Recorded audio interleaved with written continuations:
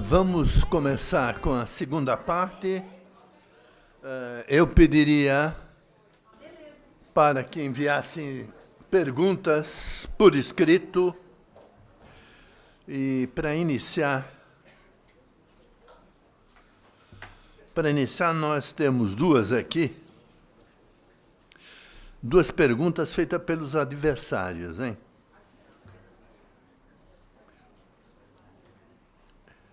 Bom,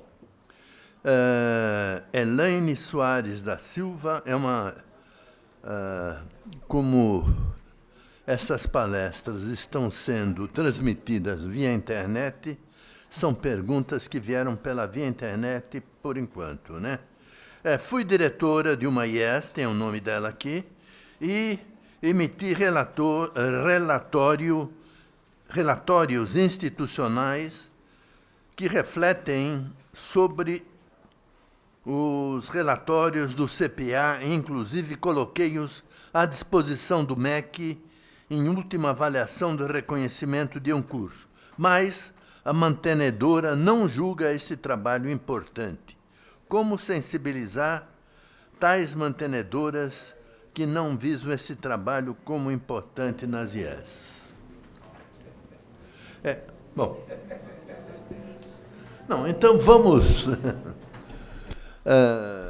professora, por falar em CPA, a minha posição é, se só tivesse CPA, não precisava mais nada.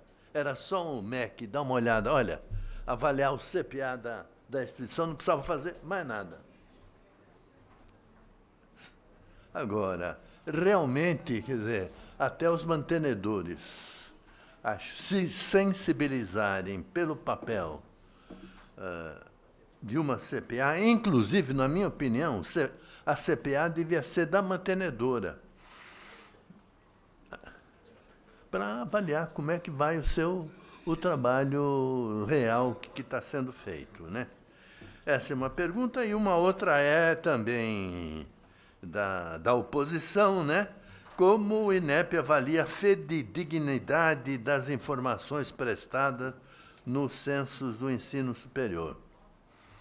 Então, acho que temos muito pouco para falar sobre isso, né?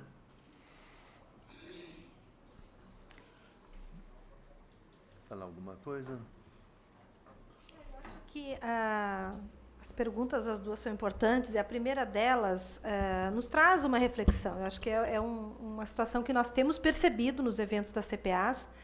É um motivo de reclamação pelas CPAs, a falta de incentivo pelas mantenedoras.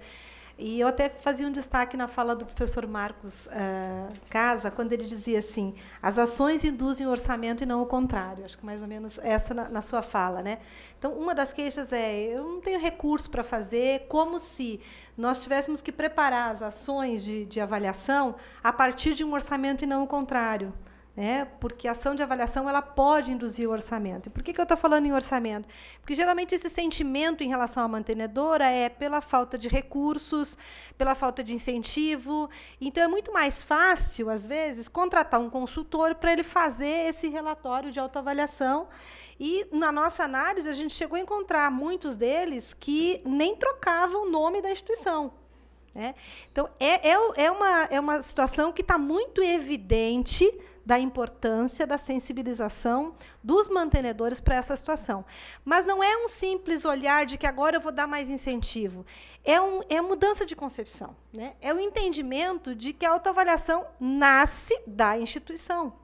E de que ela é a precursora desse processo, que ela tem autonomia para isso e que precisa dar atenção para que ele tenha resultados efetivos.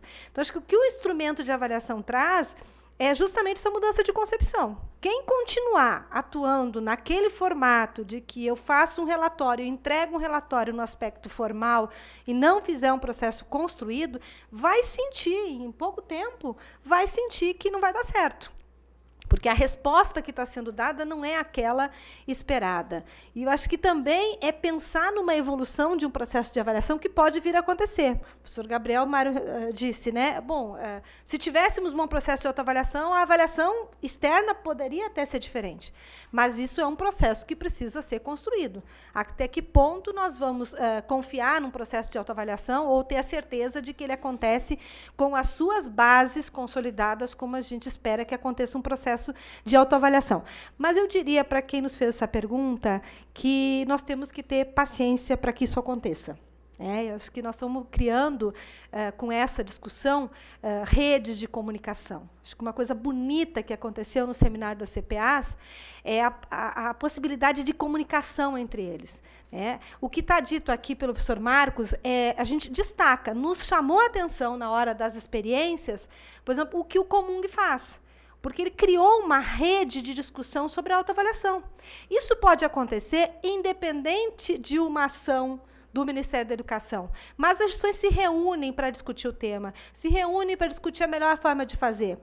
Então, para as mantenedoras, quem sabe um bom caminho, reunir as suas mantidas, as suas instituições e criar uma rede de discussão sobre o processo de autoavaliação e extrapolando também com outras instituições. Eu acho que a gente, cada vez mais que investe nessas discussões em rede, nós só temos a crescer. Então, experiências hoje tem. Se vocês acessarem o site do INEP e lerem as ricas experiências que ali tem, a gente vai ver que já tem um caminho. Nós não estamos partindo nada, tem um caminho muito bem feito e que dali precisa avançar, precisa consolidar, mas são experiências que mostram o quanto a instituição tem investido na sua formação, na autoformação e na melhoria desse processo. A segunda questão, sobre como o INEP avalia a fidedignidade prestada no censo. Eu acho que a riqueza desse cadastro do Censo da Educação Superior é que a instituição é que informa. Nós temos avaliado também a questão docente, números docentes, infraestrutura, a partir das informações que são prestadas pela instituição. Mas é nosso propósito também avançar para que, na avaliação in loco, os avaliadores tenham também a informação do censo, para que a gente possa estabelecer essas duas ações conjuntamente. Eu acho que cada vez mais a gente se aproxima de um banco de dados que permitem informações e cruzamento de informações. Então, nós já estamos discutindo uma proposta de que os avaliadores tenham acesso ao que foi preenchido no censo, que esse é um grande problema que esbarra hoje na construção dos indicadores. É somente depois da gente revelar o resultado do indicador é que a instituição percebe que o preenchimento do censo não foi correto.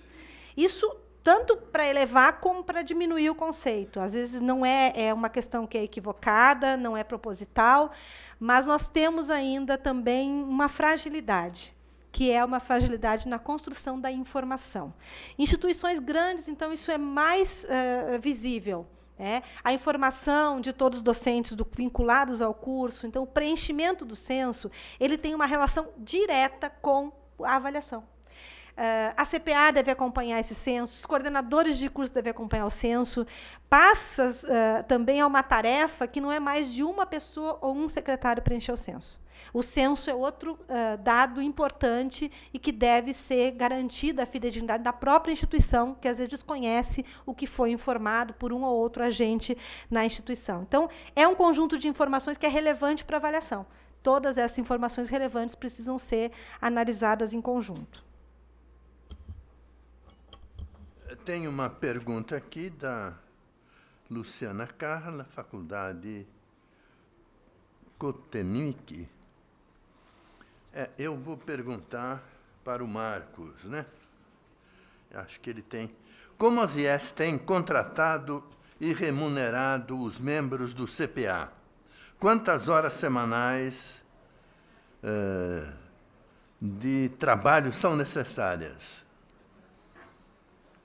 Deve-se avaliar por curso.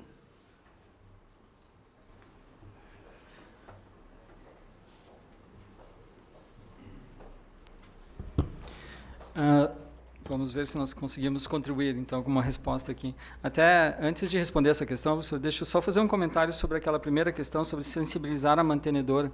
Eu acho que, daquela discussão que eu procurei fazer antes, fica claro, A ideia é que a mantenedora, ou a reitoria, ou seja lá quem for, precisa enxergar processos de avaliação como importantes estrategicamente para o desenvolvimento da instituição. É isso que eles precisam reconhecer. Não a CPA somente. A CPA é uma consequência, quer dizer, tem que ter avaliação. A gente precisa ter uma CPA, e a CPA vai coordenar a avaliação. Bom, então vamos integrar esse trabalho dentro do planejamento e colocar as coisas para funcionar. Acho que essa que é a grande questão. E há limitações para fazer investimentos portanto, é complicado de fazer. Bom, eu não consigo entender isso, porque é justamente nesse sentido que essa é uma das áreas em que a CPA pode auxiliar e muito. Se você tem restrições orçamentárias, nada melhor do que ter uma boa fonte de informação para decidir o que é prioritário ou não, né?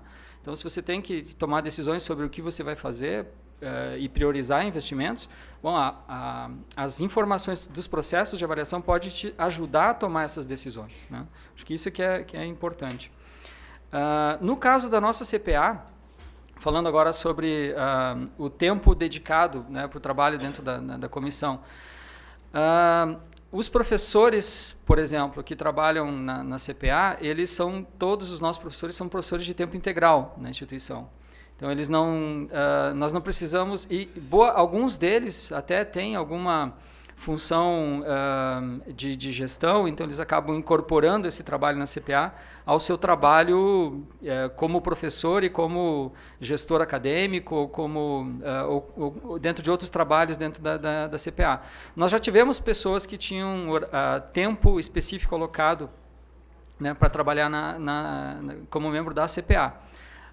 Os outros membros, nós não alocamos tempo nem remuneração. Então, acho que não é esse o objetivo, né? E a CPA tem esse papel de supervisão, de coordenação, e acho que ficaria meio difícil até de fazer digamos assim, remunerar pelo trabalho específico lá dentro da CPA. O que acontece é que na comissão técnica de avaliação, as pessoas que vão dedicar bastante tempo para coleta e análise de dados que vão ser depois encaminhados para a CPA, alguns deles sim, e esses precisam de tempo específico, porque daí é um trabalho mais, digamos assim, do dia a dia, né? Da coleta das informações, da análise dos resultados e tal, para encaminhar os relatórios depois para a CPA. Então, eu diria que no caso na nossa experiência, os professores, né, que poderiam eventualmente ter tempo alocado especificamente para o trabalho de avaliação na CPA, eles acabam incorporando isso, pelo fato de serem professores de tempo integral, acabam incorporando isso como parte do seu trabalho no dia a dia. E a comissão técnica acaba assumindo muito do trabalho mais exaustivo, digamos assim, né? E liberando os professores para um trabalho mais os membros da CPA como um todo, né, um trabalho mais de análise de alto nível, digamos assim, da CPA. Essa é uma organização que tem funcionado no nosso caso.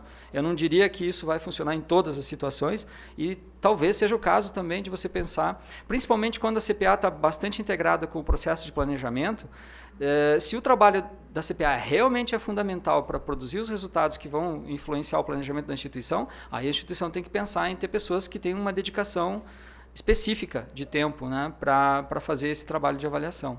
Mas isso tudo é algo que tem que ser analisado caso a caso dentro das instituições.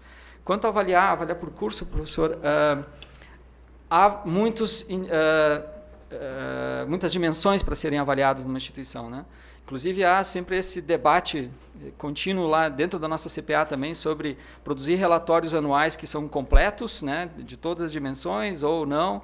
Nós ainda temos tentado fazer relatórios completos, professora Cláudia, mas há um debate a respeito disso. E aí envolve a avaliação de curso, vários tipos de avaliações diferentes. Eu acho que a pessoa que fez a pergunta aqui talvez estivesse se referindo àquelas avaliações específicas que a gente faz de desempenho dos professores, né? Nós temos um conjunto de formulários, no caso do nosso processo de avaliação, que a gente chama de formulários de avaliação das condições de ensino e de aprendizagem nas disciplinas. Então, ali tem autoavaliações, avaliações das turmas, avaliação do desempenho do professor pelos alunos e assim por diante. Esse tipo de avaliação, ela contribui para a avaliação do curso, mas a gente também tem um formulário específico de avaliação do curso. Esse formulário a gente aplica uma vez por ano só, e o outro, que é mais relacionado com a disciplina, ele é aplicado semestralmente, né, no nosso processo. E isso tudo vai compor depois os processos, os relatórios que vão sendo produzidos, né?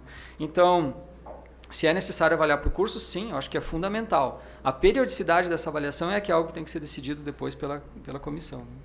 Ô, Marcos, eu sei que você é de uma universidade de 30 mil alunos, né? E a Luciana deve ser de alguma faculdade pequena. É possível, então, Uhum. Não é? Então, tem alguém aqui de alguma faculdade, porque senão ela vai sair daqui sem resposta nenhuma, né? Tem alguém de alguma faculdade menor, por gentileza, quantos cursos... Você é a Luciana? Não, vai responder, né? Quantos cursos tem, para dar uma ideia de como funciona, assim a gente pode responder a Luciana, né? Quantos alunos, quantos cursos? Sou da faculdade Senai, de Goiânia, uma das faculdades, e nós temos 3 cursos nessa nossa faculdade, e nós temos um professor docente que é coordenador da CPA, que tem 20 horas de dedicação à CPA. Temos uma equipe também operacional, tá, que roda a CPA, que aplica, né, com o nosso instrumento, que é próprio, para os alunos, docentes e tal, acompanha. E os membros que não, né, têm horas de dedicação só nos encontros, nas reuniões, para planejamento, para avaliação específica da CPA. Os outros, que são operacionais, são contratados e têm carga horária específica para isso. Tá bom. O importante de tudo, e foi esse o objetivo da ABMS, é da existência do CPA. Como o Marcos falou, na pior hipótese, como um avaliador do que se está fazendo. Se ninguém sabe como é que a sua escola está andando, como é que pode melhorá-la, como é que pode saber em que planeta está. Então, é essa preocupação que a ABMS fez para que a promoção dos CPAs possa refletir o que está acontecendo na instituição. Posso esclarecer só mais uma coisa que eu acho que pode ajudar a Luciana a entender quando ela faz a pergunta sobre avaliar por curso? Acho que tem um outro elemento estratégico importante nesse processo, que é o NDE, né, o Núcleo Docente Estruturante.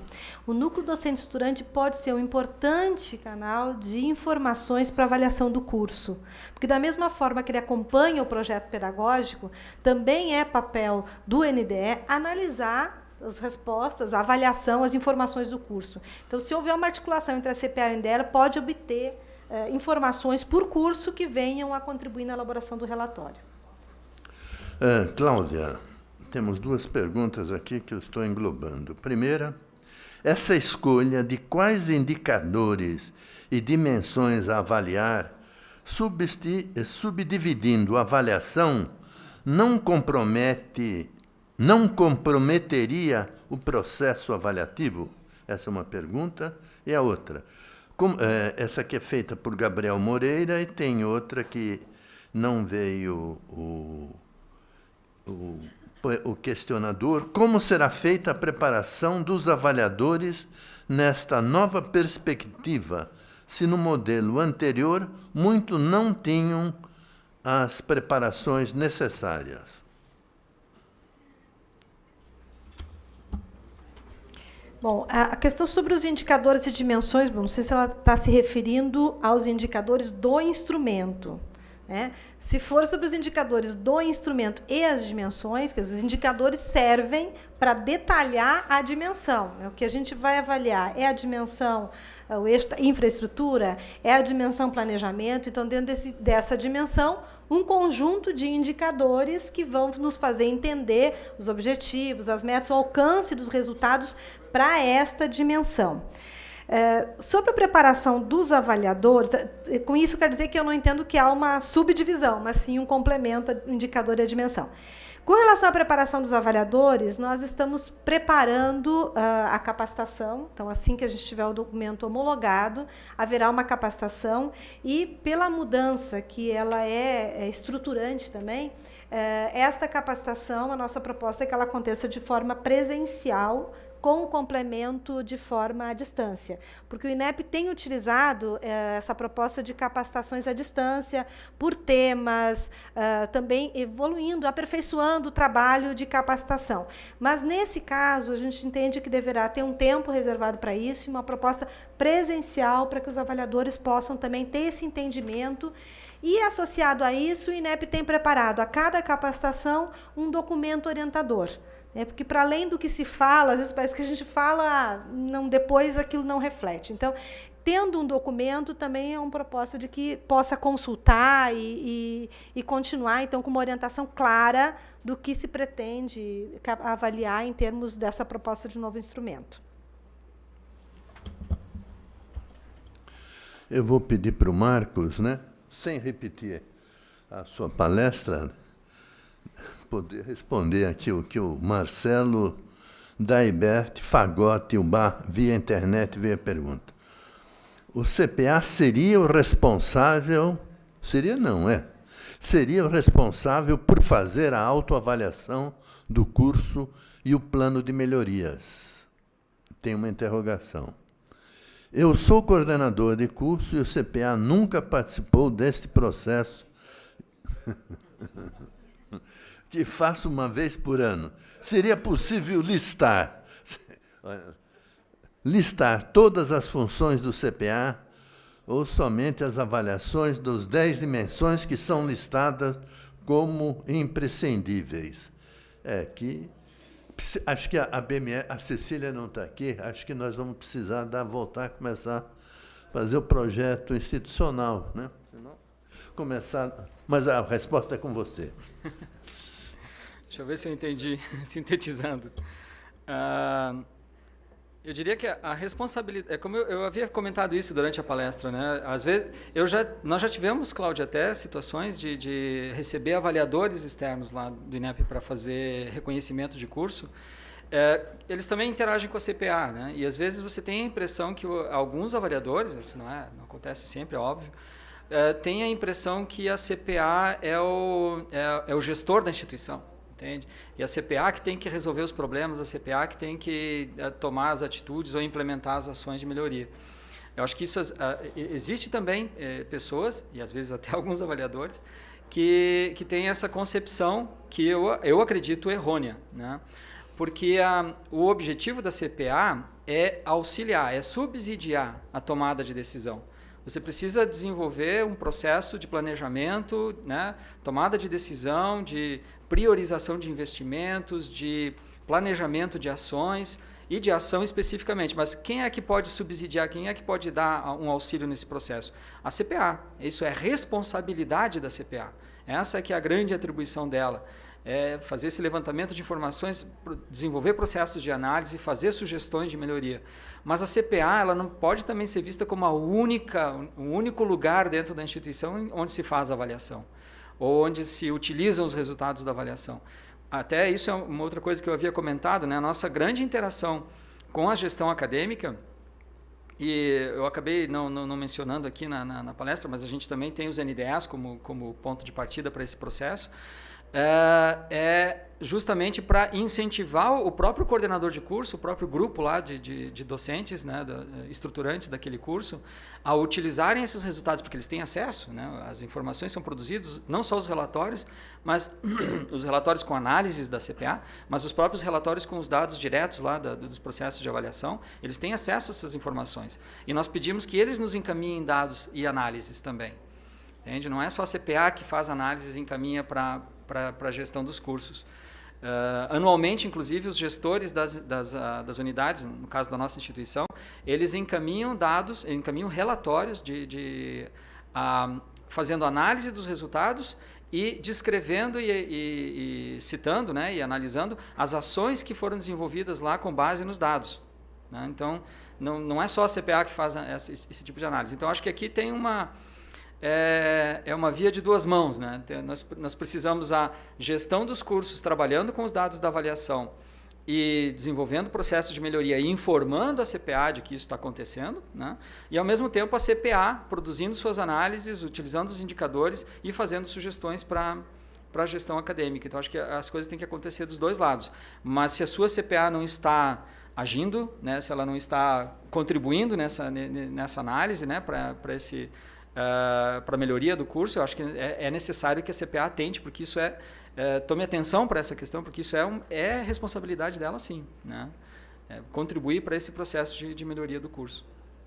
Não sei se eu deixei alguma questão de fora, acho que é isso, né? Mais alguma pergunta? Bom, professor, é uma pergunta, não é provocação de forma nenhuma, né? E que não foi feita, né? Quando é que o MEC vai ficar sensível a perceber que o CPC e o IGZ são apenas indicadores?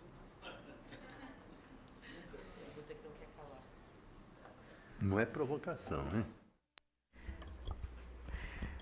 Eu acho que não tem como não falar, né, da questão do uso da avaliação. Eu acho que é isso que está se reportando, essa questão. Claro que todo esse processo que a gente sabe que é indutor de melhorias, ele também é utilizado, né, para fins de regulação e de padronização, que eu diria, de ter uma regra, né, de tomada de decisão da regulação também, sobre medidas, e que a gente sabe que, em alguns casos, cabem. Né, dizer que a gente também não pode pensar num processo que seja só de construção de melhoria, quando a gente vê que algumas instituições elas caem, não atendem a um padrão mínimo de qualidade. Acho que a gente tem uma grandeza de um Sistema Nacional de Avaliação da Educação Superior, que eu diria que se destaca já internacionalmente. Eu não me atreveria a dizer que é o maior sistema de avaliação do mundo, né, pelo tamanho, pelo conjunto de instituições que participam e ainda com um caráter obrigatório, porque a grande maioria dos países tem a avaliação como voluntária. Né? O Brasil associa o caráter obrigatório justamente porque utiliza esse resultado para fins de regulação. Agora, eu acho que também é um processo de confiança nesse Sistema Nacional de Avaliação. E quanto mais informações nós tivermos, nós produzirmos, mais possibilidades o MEC tem de uso desses resultados. Acho que, por várias vezes, a gente já assistiu à regulação utilizando o ENAD para redução de vagas, já aconteceu. Né? Atualmente, já utilizou o CPC, sem olhar a avaliação em loco. Agora, nessa semana, vai ser anunciada a nota técnica, que também vai dar as medidas de o que vai utilizar. Quer dizer, o uso da regulação é em cima do que se tem de indicadores e resultados. Qual é o nosso desafio da avaliação? É prover um sistema com o maior número de informações e de indicadores possíveis para que se possa escolher de forma correta o uso desse resultado. O INEP tem um grupo de trabalho que está discutindo a criação de novos indicadores para a qualidade da educação superior. Então, indicadores que podem ser medidos a partir, já tem propostas discutidas de indicadores de egresso, né, a empregabilidade do egresso. Pode ser um importante indicador de qualidade dentro desse conjunto de indicadores. Então, quer dizer que não é uma questão de sensibilidade. Talvez a gente ainda tenha um sistema que precise avançar com mais indicadores que possibilitem a regulação tomar as suas decisões. Porque, sem dúvida, num país que a gente estima, né, um padrão de qualidade que deve se elevar cada vez mais para que o acesso à educação superior tenha indicadores de desenvolvimento, é preciso também adotar medidas quando isso não acontece. Então, é o desafio que eu coloco. Eu acho que para o INEP já está colocado que nós precisamos avançar. Em histórico de avaliações, que eram poucas e também aí não se tinha tantos resultados a colocar. Então, quanto mais nós tivermos indicadores e resultados de avaliação, mais fácil vai ser essa sensibilização. Quer falar alguma coisa? Na verdade, é um comentário e talvez até uma questão para a Cláudia. Quando tu estavas falando sobre o fato de que nós temos o maior sistema de avaliação no mundo, até porque em outros países, geralmente, o processo de avaliação ele é diferente, ele é baseado em acreditação, né, agências de acreditação. Então, você se submete para receber um selo, né, de qualidade de uma agência de acreditação. Alguns anos atrás, eu participei aqui em Brasília de um evento da CONAS, quando ela era coordenada ainda pelo professor Sérgio Franco, E quando se estava discutindo aquela questão do processo de avaliação do Arcosul ainda, envolvendo os nossos processos como um processo de avaliação internacional, e naquele momento eu lembro que se falou de se desenvolver no futuro no país um sistema de acreditação também. Eu não sei se tu achas que existe a possibilidade do processo de avaliação no Brasil da educação superior evoluir para um processo de acreditação também ou não. Eu acho que nós já temos bastante experiência, né, nesses processos de acreditação, como você citou, o Arcosul, né? Inclusive, estamos com o edital aberto para inscrição de cursos para acreditação de cursos de medicina e odontologia, né? Estão abertos para aqueles que tiveram, nas últimas avaliações, conceitos 4 e 5, podem se inscrever para o processo de acreditação. O Arcosul já aconteceu agronomia, arquitetura, engenharia, enfermagem. Então, vários cursos já estão acreditados no âmbito desse sistema regional. O Arcosul é um sistema de acreditação no âmbito do Mercosul. Então, nos países do Mercosul, onde nós temos montado comissões de avaliação in loco, composta de avaliadores brasileiros e estrangeiros. O instrumento é um pouco diferente, é um instrumento consensuado com os países, e realmente ele visa estabelecer um padrão de qualidade nos países e, eu diria até, subsidiar processos depois de revalidação de diplomas dos estudantes que estejam em mobilidade nessas instituições. Então, é um sistema importante de desenvolvimento regional que o Brasil vem participando e vem evoluindo, inclusive, já na mudança de alguns instrumentos com elevação do padrão de qualidade utilizado nos instrumentos por esses países. O Brasil também integra a RIACES, né, que é a Rede Intergovernamental de Agências de Acreditação. Então, inclusive, o ano que vem, nós já apresentamos a proposta de sediar o evento da RIACES aqui no Brasil. São 22 países que virão até aqui para discutir as propostas das agências de avaliação como processo de acreditação. Mas, de que uma coisa não substitui a outra, né? Porque o Sistema Nacional de Avaliação ele é utilizado também para melhoria da qualidade e também como subsídio à regulação. Nos outros países, como você disse, não tem um sistema de avaliação, o que, no nosso ponto de vista, ele enfraquece o processo de acreditação, porque, por fim, acabam sendo utilizados os processos de acreditação para regulação. Alguns países, como Paraguai, Uruguai, já têm utilizado a acreditação com esse olhar de regulação. Então, no Brasil se destaca por isso, porque ele tem como avaliar como um sistema nacional, e aí, quando ingressa num processo de acreditação, já visa aqueles que já têm uma boa situação dentro da visão nacional. Por isso, os critérios utilizados para a seleção do Arcosul. Então, aqueles que estão no nível 4 e 5 têm esse destaque para ter avaliação no sistema Arcosul.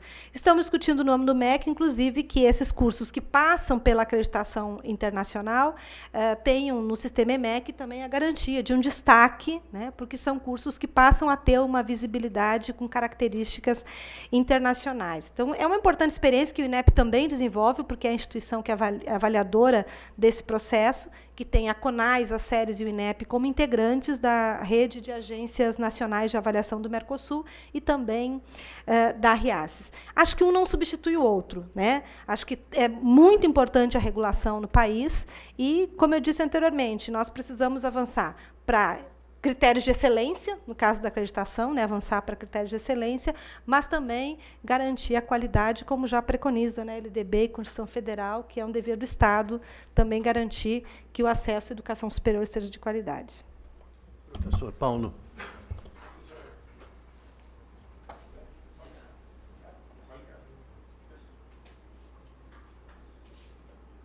Cláudia, mais uma vez nós queremos agradecer a sua presença aqui na nossa BMS e também parabenizá-la pela sua paciência todos esses anos, o seu critério de tentar fazer com que nós possamos entender aquilo que as autoridades maiores do MEC não entendem. Desculpe, a senhora não tem nada a ver com o problema. A avaliação no Brasil tem 18 anos, 9 de provão, 9 de ENAD. Esse provão, na sua implantação, e todos nós aqui sabemos, ele foi combatido politicamente em todas as esferas, inclusive por esse governo que hoje é a situação e ocupa o Palácio. contra o Provão. Então, é eminentemente contra o Provão. Aliás, era eminentemente contra qualquer meritocracia. Isso era um perfil ideológico de tomada de posição com relação ao ensino superior. Então, para a implantação do Provão, nós tivemos que tirar um ranço ideológico daqueles que combatiam a avaliação, porque nós, escolas, nunca fomos contra a avaliação. Nós avaliamos todo dia, nós vivemos a avaliação. Como é que nós podemos ser contra a avaliação se a forma que nós vivemos o dia a dia, o que nós fazemos, avaliamos? Muito bem. O PSDB saiu do governo, 9 anos, assumiu o PT. O PT trocou 6 por meia dúzia, mas continuou com a mesma falha, com o mesmo critério. Só me desculpe, a lei dos sinais, aqui nós estamos tratando aqui hoje, e o que o ministro fez um factoide, desculpe, é um factoide que ele faz todas as vezes, é de que essa realização desta avaliação, ela não condiz e não diz a realidade do que é o ensino superior particular. Veja, o INEP, nós criamos uma lei que ela foi posta em vigência em 64, com 3 elementos, e nós usamos 1/3 em cima de 2 perguntas. Então, eu, às vezes, fiz alguns questionamentos dizendo a falácia do Enad, mas é uma falácia do Enad. Porque eu peço, e nós pedimos, o Fórum pediu, a BMS pediu, a Nasceu pediu, que, no mínimo, professora, fosse dado o mesmo tratamento aos exames do Enad, o que foi feito com o Enem, no primeiro momento, em maio, quando se fizeram 2 gracinhas na prova do Enem. Se escreveu uma piada e se colocou uma receita de bolo, uma receita qualquer. O que fez o ministro, 10 dias depois, ao regulamentar o Enem, aplicou rigorosamente medidas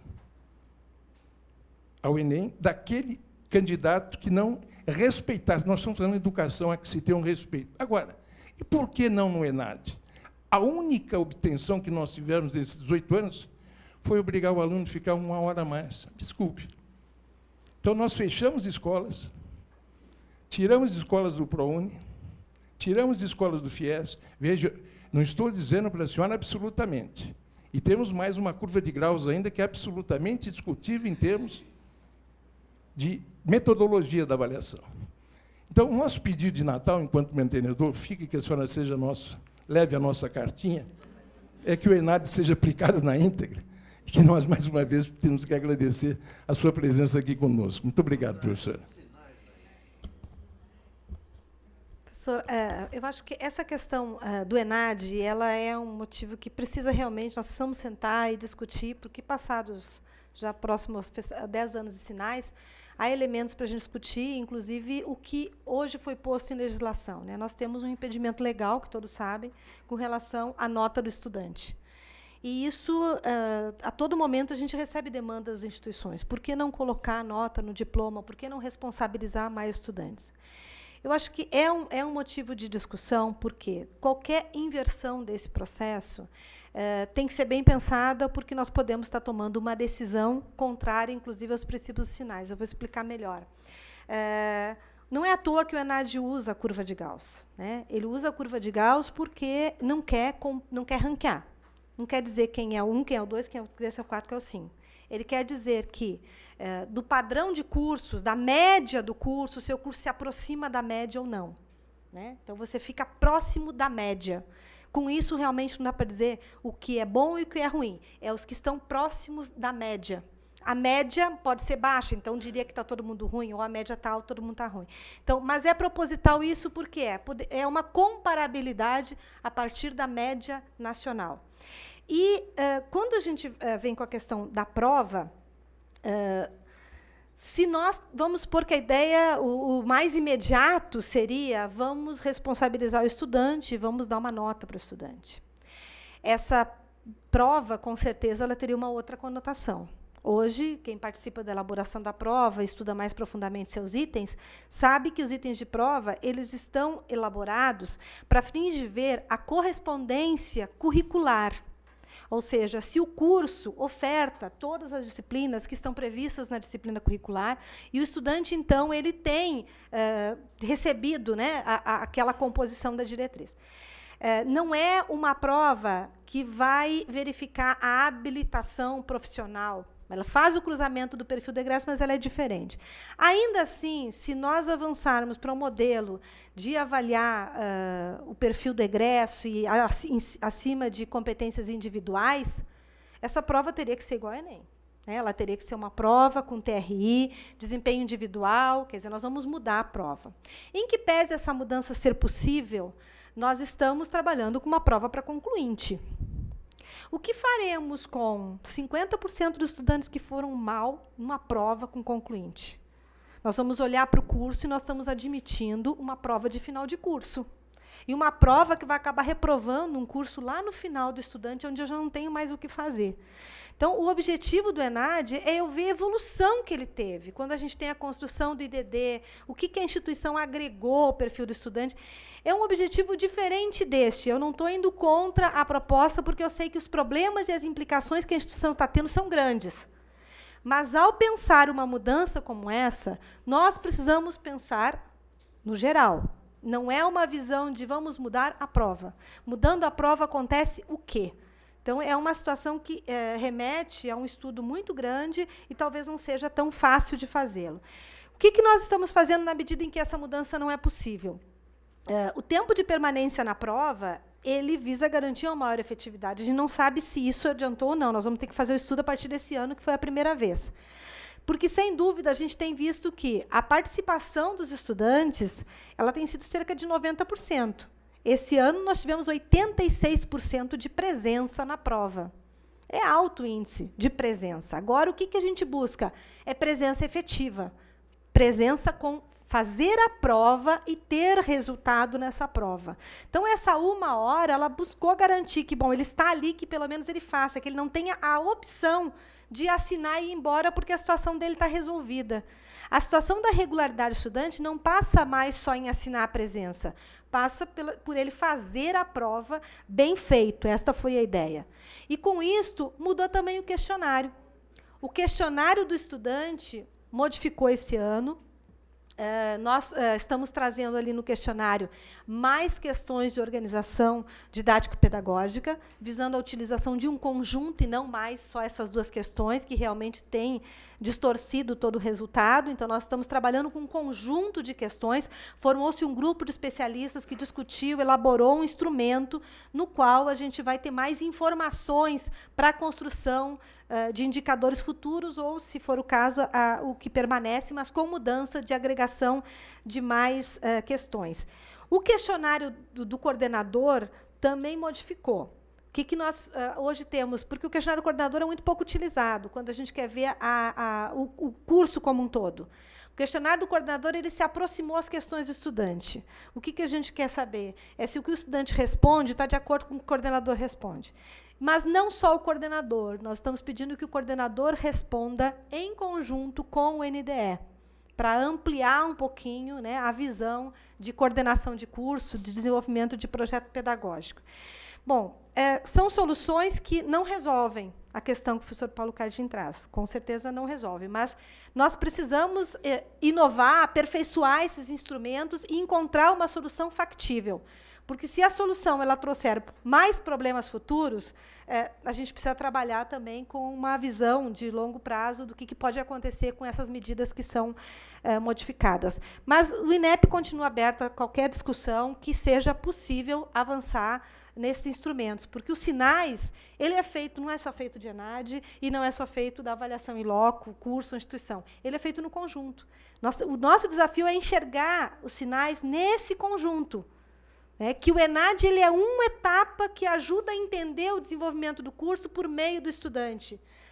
O que o questionário pergunta? Se ele tem bolsa, se ele tem auxílio transporte, se ele tem acesso à biblioteca, se ele acessa a internet, está disponível.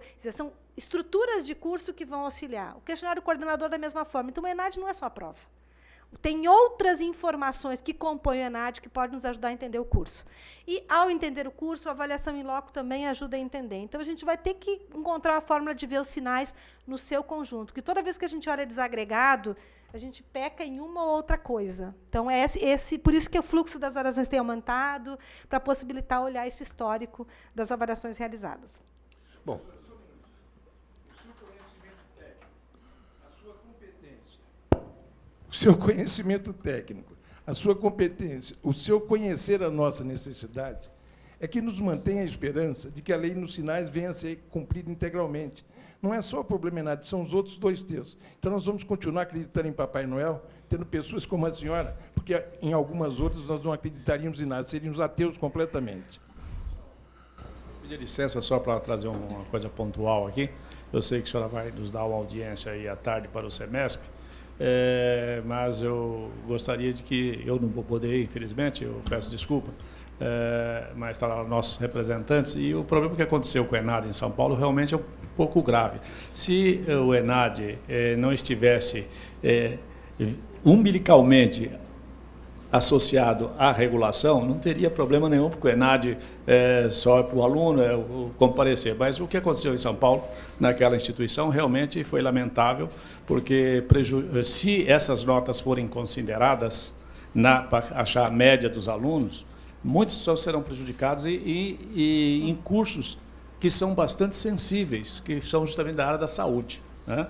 E lá nessa instituição participaram cerca de 6 ou 7 ou 8 instituições que, se essas provas forem consideradas, o aluno não vai ser prejudicado. Bom, mas ele tem 0 porque não compareceu, não conseguiu fazer a prova, aquelas informações equivocadas que foram dadas, não, só preenche 2 perguntas para dizer que você esteve, muitos nem conseguiram fazer a prova. Se essas notas forem consideradas no cômputo, a instituição será sim prejudicada, porque ela poderá ficar sem conceito, ou ficar com conceito 2 ou 1, e será penalizada. Então, a senhora tem que fazer uma ginástica lá para atender nosso pedido e anular essas provas todas, indistintamente, certo? Porque senão as instituições serão devidamente penalizadas, certo? Bom, só a título de explicação, eu acho que nós tivemos uma situação muito pontual em São Paulo, né, na Escola Mackenzie. Então, foi um dia de aplicação em 196 mil estudantes, mais de 1.000 locais de aplicação, tudo correu muito tranquilo, mas houve uma situação na Escola Mackenzie e que nós estamos analisando caso a caso, né? A questão primeiro, estamos aguardando o relatório da aplicadora, que tem todos os registros de sala com o ocorrido e com as orientações, e segundo, analisando cada uma das escolas que estão envolvidas, porque a análise técnica ela vai partir do número de estudantes que conseguiram fazer toda a prova, ou outros, e ver qual é o impacto que isso tem no resultado. Não tenha dúvida que ninguém vai ser prejudicado. Nossa medida é analisar tecnicamente cada uma, né, para ver de que forma a gente pode, se puder, emitir o conceito melhor. Caso contrário, com certeza, prejuízo não pode haver, porque a gente reconhece que houve uma situação pontual, mas houve na escola que, né, já está sendo analisado. Muito bem. Nós vamos para as 2 últimas perguntas, né? Como o Paulo falou, né? Agradecendo já antecipadamente a sua paciência, né? Não, mas essas são simples, né? De norma, sanção da faculdade OPET, para quando será implantado o novo instrumento. Segundo, é possível uma IES com processo de recredenciamento em AD preencher formulário eletrônico com os 2 instrumentos, de acordo com seus polos? Essa é uma pergunta. E tem uma outra, que é mais sobre funcionamento. Qual a perspectiva do INEP quanto... Essa pergunta é de Simara Guimarães, Moacir Basto, Rio de Janeiro. Qual a perspectiva do INEP quanto ao encaminhamento, análise e finalização pelo MEC, através do seu sistema EMEC, dos processos dos cursos que são avaliados em loco e ficam parados por meses e anos? Não estão na contramão dos objetivos de eficiência e agilidade que hoje é priorizado pelo INEP? Tem um processo de 2007 tramitando no EMEC, e o último tramite foi em setembro de 2012. Acho que isso nem tem a ver nada com o INEP, né? A primeira questão aqui pergunta, né, sobre o novo instrumento, quando que ele vai ser implantado. A gente aguarda a homologação, né, do senhor ministro da Educação, e assim que ele for homologado, nós apresentamos sempre uma regra de transição. Então, quem já tem o formulário eletrônico preenchido, no instrumento anterior é avaliado no anterior, e os novos são abertos apenas com o instrumento novo, e a gente vai migrando para o novo instrumento. Com relação ao EAD, talvez eu não tenha lembrado de falar na minha apresentação, o instrumento ainda ele não contempla indicadores de educação à distância, porque há uma discussão, tanto no CCPares quanto no CNE, sobre a política regulatória de EAD. Então, nossa comissão de revisão de instrumentos aguarda algumas definições da política regulatória para incorporar esses indicadores de EAD. Então, os processos que continuam de recredenciamento institucional no âmbito de EAD, com o instrumento anterior, até que a gente tenha os novos nesse instrumento. E aí é preenchido, o instrumento ele é preenchido de acordo com o tipo de avaliação. Né? Depende do ato. Se é um credenciamento de polo, é um instrumento, e se é um recredenciamento institucional, é outro. Então, acho que é por isso que ela está trazendo aqui a situação de formulários diferentes. Deve ser para ato distinto, e, por isso, ele é diferenciado. A outra questão, sobre o sistema EMEC, já há um desenvolvimento de um sistema 2.0, que as gestões, inclusive, estão participando, há um grupo discutindo a criação desse sistema e a agilidade dele, né, porque a gente sabe que é um problema, muitas vezes, quando um processo para, mas se tem processo de 2007 tramitando sem nenhuma consequência, deve ser olhado pontualmente, porque a gente já tem histórico de processos que, ao contrário desse, tramitam com uma agilidade que nós já fizemos a entrada dele na fase NEP, a avaliação e CTAA com 45 dias. E já com parecer também regulatório. Então, as séries têm trabalhado com a perspectiva de calendário também de entrada de processos, buscando estabelecer um fluxo mais regular. Acho que isso demora um pouco, né, diante do tamanho que é a situação que está colocada agora, mas há uma intenção de que esses fluxos sejam regularizados, tanto por parte da regulação, com o estabelecimento de calendário regulatório, como por parte do EMEC, que precisa melhorar, né, para dar conta desse trâmite. Agora, eu diria que quem tem processo 2007 ainda parado deve verificar pontualmente qual a situação que ele se encontra para ver qual fase ele deve melhorar. Sobre a integração EMEC-Censo, que ele está me lembrando aqui, o Censo ele já utiliza os mesmos códigos do curso do EMEC. Né? Então, já há uma base de integração, porque o EMEC ele é o código que está sendo utilizado, tanto para a base do sistema ENAD, como a base do Censo da Educação Superior. Então, essa integração ela deve, com certeza, existir e está em passo de acontecer. Professora, tem uma questão aqui que eu sou obrigado a fazer, e antes eu falo ao Daniel Lopes, que é egresso do Mackenzie, que, pela resposta da Cláudia, eu não vi nada com respeito. Ela respondeu ao Hermes, né? E ela citou o Mackenzie porque ele citou. Mas a pergunta é a seguinte: por que a professora Cláudia cita nominalmente o Mackenzie, que não teve responsabilidade no fato, e não cita a instituição contratada pelo governo para aplicação responsável pela falha? Desculpe, não foi nenhuma intenção, é porque foi o local de aplicação. Realmente, a Mackenzie não tem nada a ver com a situação, é a aplicadora, a Sesgran Rio, que contrata o espaço.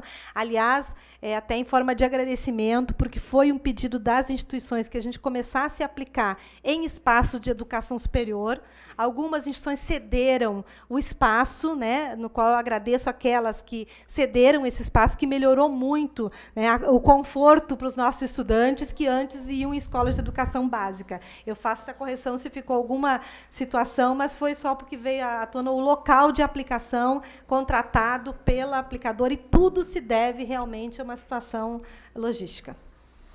Bom, bem, chegamos ao final, e professora Cláudia e Marcos, né, professora, principalmente, né, e vocês que participaram, né, como é importante esse relacionamento de uma entidade junto aos órgãos do governo, porque conversando, instigando, a gente chega com o tempo no ideal. Eu sei que é um processo longo, é um processo de aprendizado, mas vocês percebem que tem muita instituição que nem sabe o que é CPA, pelas próprias perguntas iniciais. Então, professora, pela sua paciência, pela sua